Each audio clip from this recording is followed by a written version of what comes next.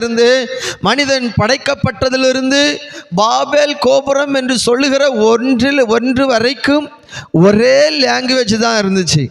புரியுதா உங்களுக்கு? அந்த ஒரே லாங்குவேஜ் கர்த்தர் பார்க்கிறார். இவங்க நிம்ரோத் என்கிற ஒரு ராஜா, நிம்ரோத் என்கிற ஒரு மனிதன், அதாவது நோவாவினுடைய பிள்ளை. அவன் என்ன செய்கிறான்?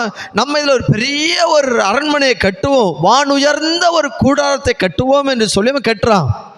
அப்போ கர்த்தர் பார்க்கிறார். ஓஹோ, அவன் என்ன நினைக்கிறான்? பெருமை நிமித்தமாய் கட்டுகிறான். எது நிமித்தமாய் கட்டுகிறான்? பெருமை நிமித்தமாய் கட்டுகிறான். கர்த்தர் பார்த்தார்.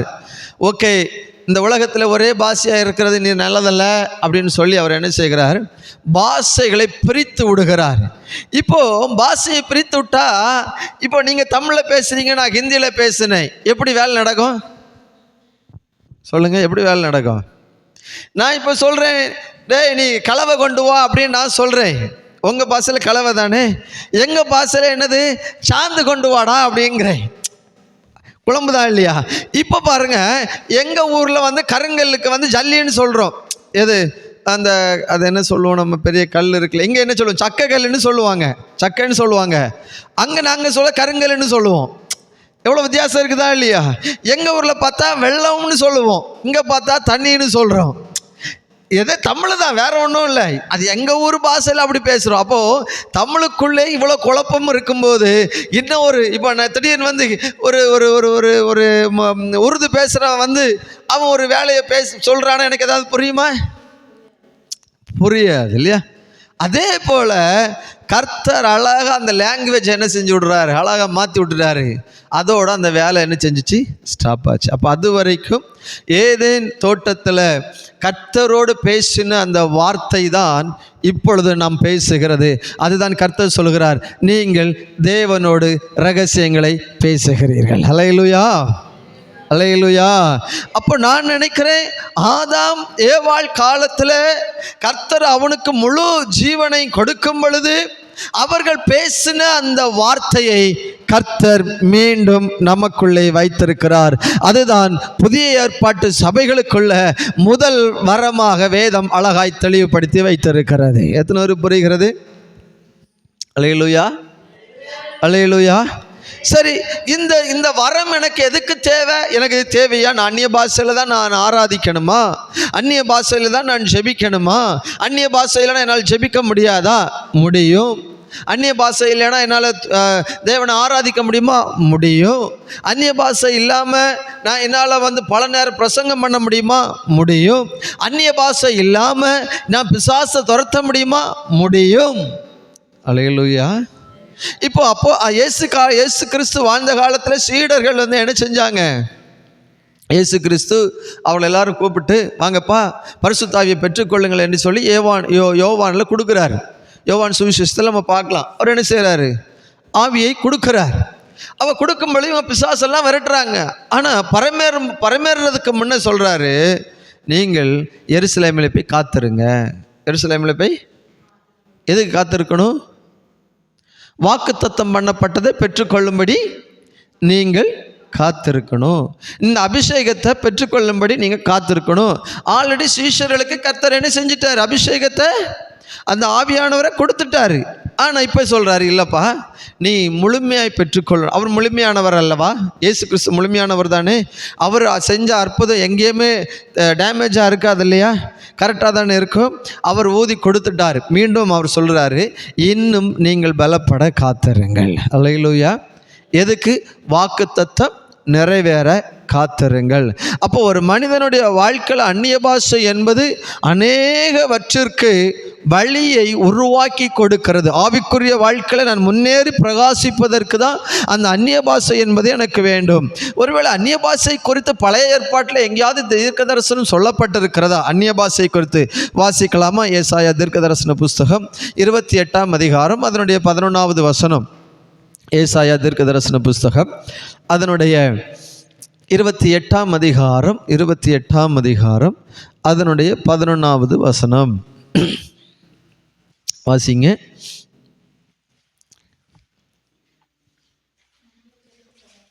28:11. பரியாச உதடுகளினாலும்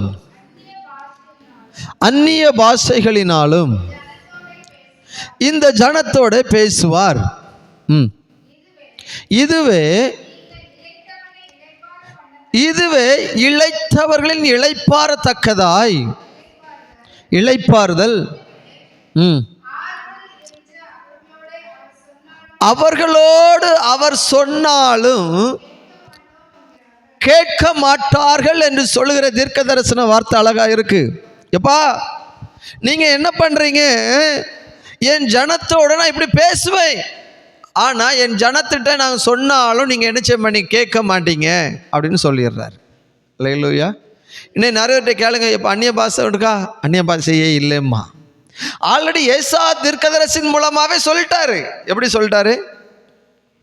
என் ஜனத்தோடு நான் எப்படி பேசுவேன்? பரியாச உதடுகள் மூலமாய் நான் அந்நிய பாஷையில் நான் பேசுவேன். இப்போ என் வாய் வந்து நான் அந்நிய பாஷையில் பேசும்போது அநேகருக்கு எப்படி இருக்கும்? பரியாசமாக இருக்குமா? எப்படி இருக்கும்? சந்தோஷமா இருக்குமா? என்னடா இவன் கிறுக்கவாக்கில் பேசிக்கிட்டாங்க, என்ன பேசுகிறான் நம்ம புரிய மாட்டேங்குது சொல்லுவாங்களா இல்லையா? தெரிஞ்சவங்கள தெரியாதவங்க என்னதோ ஒன்று நம்ம சொல்லுவோம் இல்லையா? இப்போ வந்து மந்திரம் ஓதுறவங்கள்ட்ட நீங்கள் பார்த்தீங்கன்னா ஏதோ ஒன்று வாதிட்டே இருக்கிறாங்க போல இருக்குது, இவங்களும் அதே மாதிரி வாதிட்டே இருக்கிறாங்க அப்படின்னு சொல்லுவாங்க. பார்த்தீங்களா? பேசிகிட்டே இருக்காங்க. இப்போ அவங்க பேசுகிறது என்னதுன்னு நமக்கு தெரியுதா? தெரியலை. ஓ ஈ ஆன்னு பேசுகிறது மாதிரி நம்மளும் என்ன செஞ்சிடறோம், பேசுகிறோம். அப்போது இந்த கர்த்தர் சொல்ல, உனக்கு இதுதான்ப்பா ஆறுதல். எது ஆறுதலா சொல்லுங்க? எது ஆறுதல் சொல்லுங்க? எது ஆறுதல்? இந்த அந்நிய பாஷையில் நீ ஜெபிக்க ஜெபிக்க ஜெபிக்க ஆவியானவர் நிரப்ப நிரப்ப நிரப்ப அதுவே உனக்கு என்னதான் இருக்குதாம், ஆறுதலை கொண்டு வருகிறது. அல்லேலூயா, அல்லேலூயா. அது உனக்கு எதை கொண்டு வருகிறதாம்? எதை கொண்டு வருகிறதாம்? ஆறுதலை கொண்டு வருகிறது. அப்போ வேதம் அழகாய் சொல்லு, இதுவே நீங்கள் இளைத்தவனை இளைப்பாற பண்ணத்தக்க இளைப்பாறுதல், இதுவே ஆறுதல் என்று அவர்களோடு அவர் சொன்னாலும் கேட்க மாட்டார்கள். நீங்கள் சொல்லி பாருங்க, கொஞ்ச நேரம் அந்நிய பாஷை இருக்குதான்னு கேட்டால் சொல்லுவாங்க, அதெல்லாம் இல்லவே இல்லை, அதெல்லாமே இல்லவே இல்லை. சொல்கிறாங்களா இல்லையா? ஒரு கூட்டம் சொல்லுதா இல்லையா? அதெல்லாம் பேச வேண்டிய தேவையே இல்லை, நம்ம ரட்சிக்கப்பட்டால் போதும், ஆலயத்துக்கு போனால் போதும், இதெல்லாம் தேவையே இல்லைன்னு சொல்கிறாங்க. ஆனால் முதல் நூற்றாண்டு காலத்தில் முதல் சபை கொடுக்கப்பட்ட வரம் என்னன்னா இந்த அந்நிய பாஷை தான். அல்லேலூயா, அல்லேலூயா. இன்னைக்கு அன்பான தேவனுடைய பிள்ளைகளே, நம்ம இந்த அந்நிய பாஷையில் ஆராதிக்க ஆராதிக்க ஆராதிக்க உன்னுடைய வருத்தங்கள் எல்லாம் மாறிக்கொண்டே இருக்கும். அல்லேலூயா. உன் பிரச்சனைகளுக்கான வழிகள் திறந்து கொண்டே இருக்கும். இந்த வரத்துக்கு பிறகுதான் மற்ற எல்லா வரங்களும் ஓப்பன் ஆகும். எத்தனை பேருக்கு புரியுது? அல்லேலூயா, அல்லேலூயா, அல்லேலூயா. அப்போ இன்னைக்கு அநேகர் சொல்லுவாங்க கிடையாது, ஆனால் பைபிள் தீர்க்க தரிசனமாக தெளிவாய் சொல்லியிருக்கிறது, அநேகர்கிட்ட நீங்கள் சொன்னாலும் அவங்க கேட்க மாட்டாங்க. அல்லேலூயா. புரியுதா உங்களுக்கு? அவங்கள்ட்ட சொன்னாலும் அவங்க, நான் சொல்ல, பைபிள் அதை தான் சொல்லுது.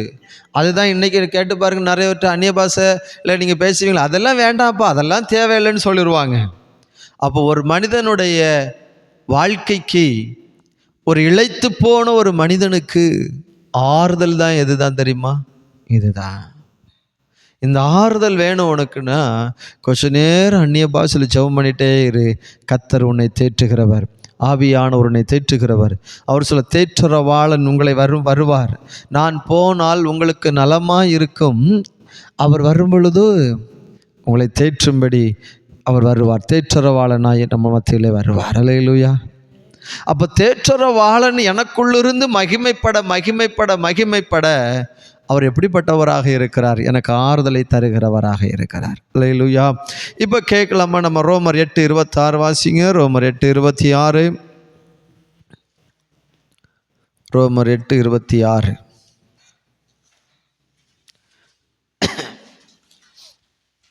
ரோமர் 8:26.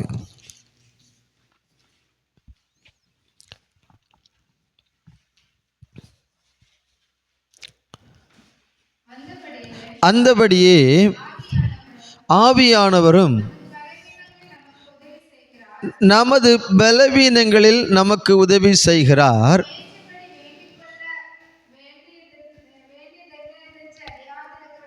நாம் வேண்டிக் கொள்வது எப்படி ஜெபிக்கணும்னு நம்ம அறியாமல் இருக்கிறபடியால் ஆவியானவர் தாமே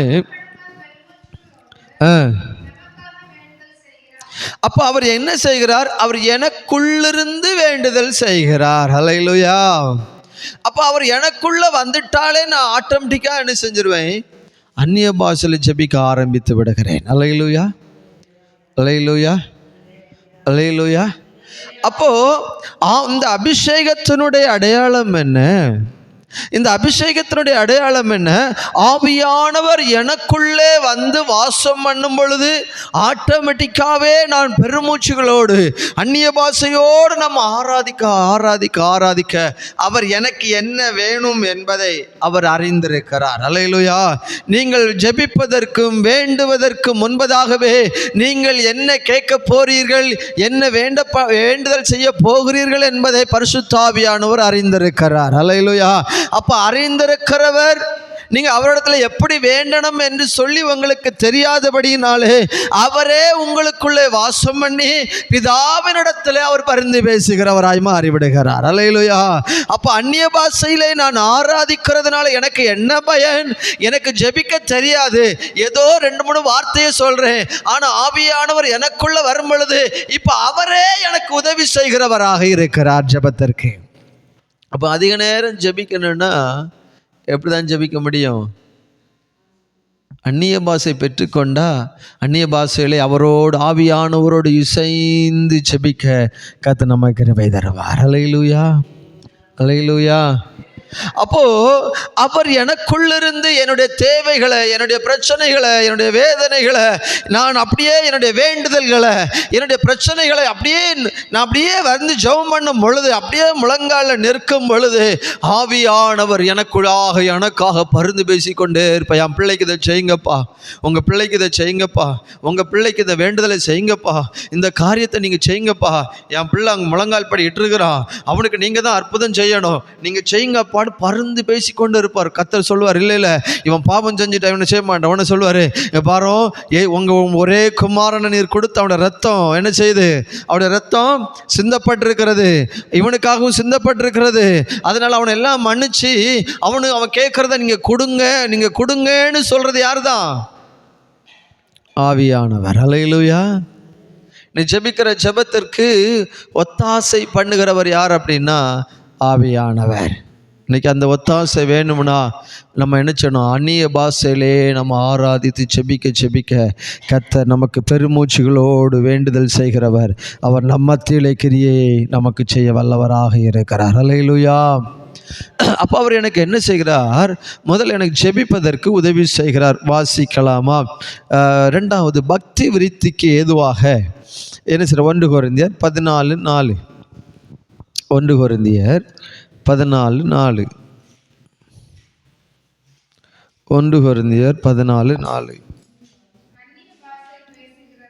அந்நிய பாஷையில் பேசுகிறவன் தனக்குத்தானே பக்தி உண்டாக பேசுகிறான், தீர்க்க தரிசனம் சொல்லுகிறவனோ போதும். வேதம் தெளிவாய் சொல்லி கொடுக்கிற அந்நிய பாஷை என்பது அது எனக்கு நானே பக்தி விருத்தி உண்டாக பேசுகிறேன். அல்லேலூயா, அல்லேலூயா. அப்போ ஒன்று வரம் தான் யாருக்குரியது சொல்லுங்க? வரத்தில் ஒரே ஒரு வரம் தான். யாருக்குரிய வரம் தெரியுமா? எனக்குரிய வரம். எது? அந்நிய பாஷை என்பது மட்டும்தான் எனக்குரிய வரம். மற்ற எல்லா வரங்களும் பிறருக்குரியது. சுகமாக்குற வரம் பிறருக்குரியது, தீர்க்க தரிசனம் சொல்றது பிறருக்குரியது. அடுத்தது பிசாசை துரத்துவது பிறருக்குரியது. அப்போ இதெல்லாமே பிறருக்குரியது. ஆனால் எனக்குன்னு ஒரே ஒரு வரம் வச்சிருக்கிறாரு. நான் கர்த்தரோட இரவும் பகலும் பேசுவதற்காக அவர் என்னுடைய நாவை தொட்டு அந்த நாவோடு கூட இருந்து அவர் பிதாவினிடத்தில் பரிந்து பேசும்படி அவர் எனக்குள்ளே வாசம் பண்ணி கொண்டிருக்கிற நல்ல தகப்பனாக இருக்கிறார். அல்லேலூயா, அல்லேலூயா. அதுலேயே அதான் சொல்லியிருக்கேன் பாருங்க. அடுத்தது வாசிங்க, 4வது வசனத்திலிருந்து கீழே. உண்டாக பேசுகிறான். அடுத்து அந்த ஒரு நீங்கள் எல்லாரும் அந்நிய பாஷைகளை பேசும்படியே நான் என்ன செய்கிறேன், விரும்புகிறேன். ஆகிலும்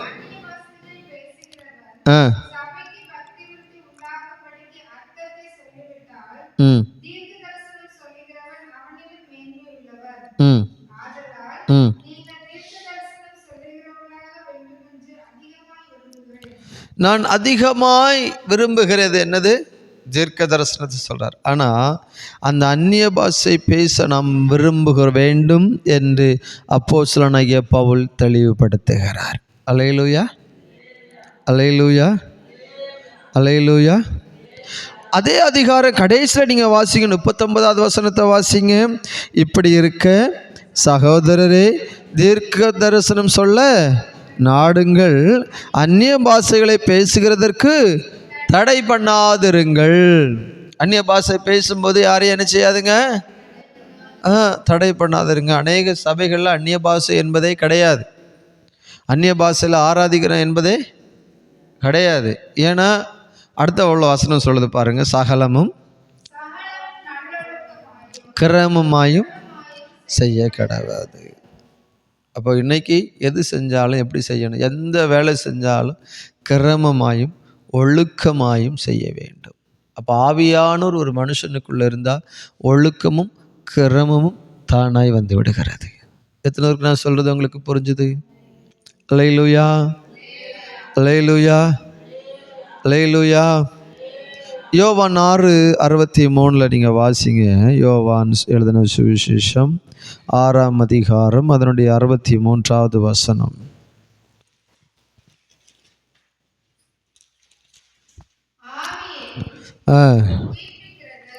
ஆவியோ உயிர்ப்பிக்கிறது, மாம்சமானது ஒன்றுக்கும் உதவாது. நான் உங்களுக்கு சொல்லுகிற வசனங்கள் ஆவியாயும் ஜீவனுமாய் இருக்கிறது. அல்லேலூயா. அப்போ ஆவி உன்னை என்ன செய்கிறதாம், உயிர்ப்பிக்கிறதாக இருக்கிறது. அல்லேலூயா, அல்லேலூயா. அப்போ அந்த ஆவி எனக்குள்ளே உயிர்ப்பிக்க வேண்டுமானால், அதாவது அந்த பக்தி விருத்தி அடைய தான் என்னுடைய ஆவி என்ன செய்து கொண்டே இருக்கிறது, உயிர்ப்பித்து கொண்டே இருக்கிறது. அப்போ நான் இப்போ விசுவாசத்தில் என்னது, புதிய ஏற்பாட்டில் ஆவியான நிறைவு தான் அந்நிய பாஷை. அல்லேலூயா. அடையாளம் தான் என்னது, அந்நிய பாஷை. ஆனால் இன்னைக்கு நான் ஒரு கிறிஸ்தவனாக இருக்கிறதனுடைய அடையாளம் என்னது, அபிஷேகம் அந்நிய பாஷையா. நான் ஒரு கிறிஸ்தவன் என்று சொன்னால் அதனுடைய அடையாளம் என்ன, வாசிக்கலாமா? என்னது, 1 கொரிந்தியர் 14:2 தான் நான் நினைக்கிறேன். 1 கொரிந்தியர். இப்போ பாருங்க, அந்த யோவான்லேயே நம்ம வாசிக்கலாம். ஆவி, கிறிஸ்துவின் ஆவியானுடைய நிறைவுதான் புதிய ஏற்பாட்டில் அந்நிய பாஷையாய் வெளிப்படுகிறது. ஏதேன் தோட்டத்தில் அன்றைக்கு கர்த்தர் ஒரு பாஷையை கொடுத்தார், அந்த பாஷையை இழந்து போனார்கள். அதன் பிறகு புதிய ஏற்பாட்டுக்கு கொடுத்தார். 1 கொரிந்தியர் 14:22 வாசிங்க. 1 கொரிந்தியர் 14:22. 1 கொரிந்தியர். அப்படி இருக்க அந்நிய பாஷைகள் விசுவாசிகளுக்கு அடையாளமாய் இராமல் அடையாளமாய் இருக்கிறது. தீர்க்க தரிசனமோ